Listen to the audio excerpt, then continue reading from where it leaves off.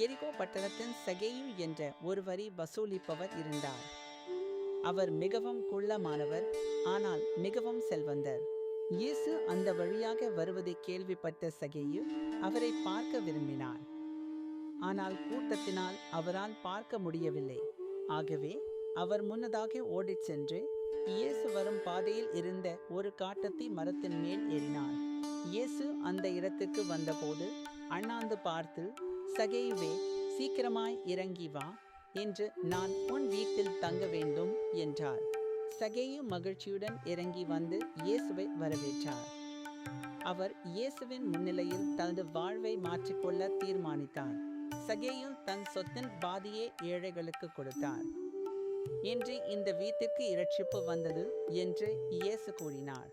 சகேயுவின் கதை நமக்கு கற்பிப்பது என்னவென்றால், இயேசுவின் அன்பு எவரையும் மாற்றும் வல்லமை கொண்டது. தேவன் உங்களை ஆசீர்வதிப்பாராக. எப்போதும் அன்புடன் இருங்கள்.